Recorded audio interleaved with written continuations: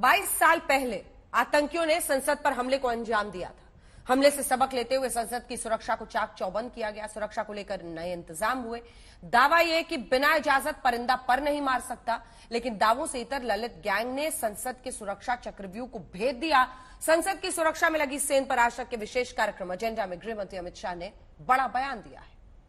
देखिए, ये बड़ा गंभीर मसला है और लोकसभा अध्यक्ष जी ने इसका गंभीर संज्ञान लिया है। विपक्ष इस पर राजनीति कर रहा है। मैं ऐसा नहीं कह रहा कि इसमें कहीं ना कहीं कोई चूक नहीं हुई। चूक निश्चित हुई, तभी तो घटना हुई है, परंतु इस पर राजनीति करे। सबको मालूम है कि पार्लियामेंट सिक्योरिटी लोकसभा अध्यक्ष के तहत रहती है। अध्यक्ष जी ने भारत सरकार के गृह मंत्रालय को एक पत्र लिखा है। हमने एक कमेटी बनाई है। देश के सीनियर मोस्ट डीजीपी में से एक डीजीपी के नेतृत्व में एक कमेटी बनी है और उसमें ढेर सारी एजेंसियों के सदस्य भी है। कुछ ही दिनों में इसकी रिपोर्ट अध्यक्ष जी के पास जाएगी और मुझे लगता है अध्यक्ष जी ही इसको प्रकाशित करे ज्यादा उचित है। ऐसी जितनी भी घटनाएं हुई, करीब करीब 40 घटनाएं हुई, जिसमें पर्चा डालने से लेकर, नारा लगाने से लेकर, पिस्तौल लेकर अंदर आ जाना, सदन के अंदर कूद जाना, ये तक की घटनाएं हुई और हर बार लोकसभा अध्यक्ष ने ही इसका संज्ञान लिया है और अध्यक्ष जी ने एक कमेटी बनाकर इसकी जांच करी है। हमने एफआईआर भी रजिस्टर कर दिया है, जांच की कमेटी भी बन रही है। मुझे लगता है 15-20 दिन में वो लोग अपनी रिपोर्ट लोकसभा स्पीकर साहब को सौंप देंगे। मगर मैं इतना सुनिश्चित करता हूं क्योंकि उन्होंने जो कमेटी का परव्यू बनाया है, घटना की भी जांच करने के लिए कमेटी को काम सौंपा है और लोकसभा की सुरक्षा को आगे कैसे चुस्त दुरुस्त किया जाए वो भी काम सौंपा है। आपने सागर शर्मा की सीक्रेट डायरी में साजिश के सबूतों की डिटेल्ड रिपोर्ट देखी। अब आपको संसद में घुसपैठ की प्लानिंग को लेकर हुए खुलासे के बारे में जरा बताते हैं। देश की सबसे सुरक्षित जोन यानी देश की संसद में घुसपैठ करने वालों ने कैसे जांच एजेंसियों को चकमा दिया, कैसे जूते की मदद से संसद की सुरक्षा में सेंध लगाई, इस रिपोर्ट में देखिए।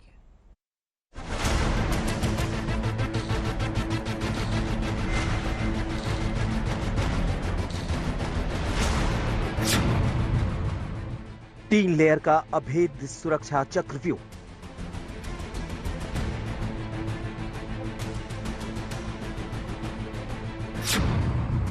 घुसपैठ गैंग का चकमा प्लान डिकोड।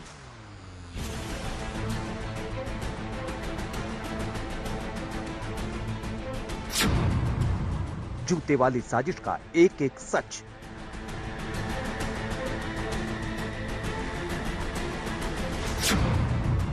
सुरक्षाकर्मी देखते रहे और कांड हो गया।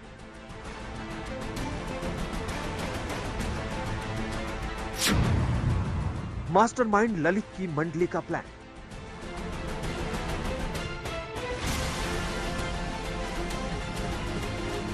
न दिल्ली पुलिस को भनक लगी, न केंद्रीय सुरक्षा बलों को, न संसद के सुरक्षा कर्मियों को और न ही खुफिया एजेंसियों को। यकीन मानिए, संसद की 3 लेयर के सुरक्षा घेरे को तोड़ने वाले ये चेहरे बहुत शातिर हैं।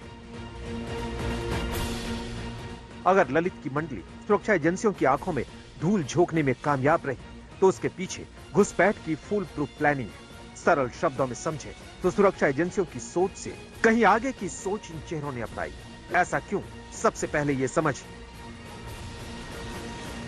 सबसे पहले आपको ये बताते हैं कि संसद भवन के अंदर किस तरीके से जो विजिटर होता है वो अंदर जाता है और पास उसका कैसे बनता है, वो तमाम चीजें किस तरीके से वो लोग फॉलो करते हैं, ये आपको दिखाते हैं। ये जो रास्ता सीधे जाता है ये संसद भवन के रिसेप्शन गेट की तरफ जाता है।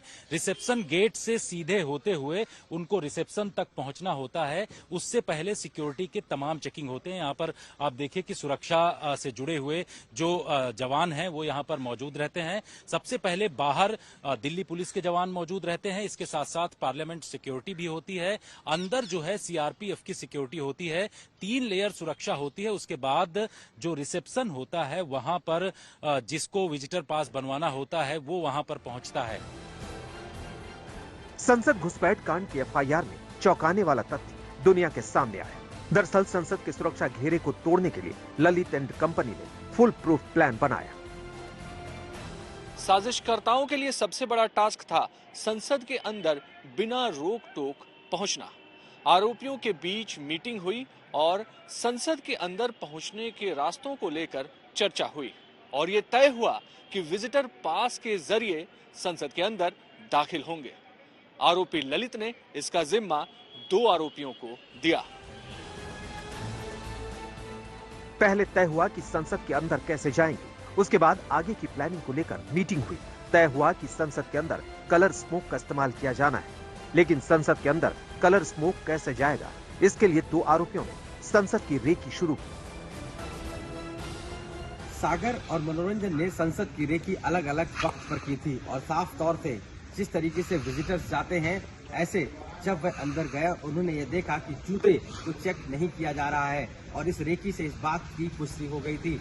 उसके बाद ही सागर और मनोरंजन ने जूते के अंदर कलर स्मोक को रखा और पार्लियामेंट के अंदर पहुंच गए और उस चक्रव्यूह को तोड़ा, यानी कि जो सुरक्षा घेरा था उसको भी किसी तरीके से तोड़ते हुए अंदर पहुंचे। तो ये तो साफ हो गया था कि यह संसद में घुसने वाला गैंग अच्छी तरीके से पहले से ही पूरी संसद की रेकी की थी और उसके बाद इस घटना को अंजाम दिया।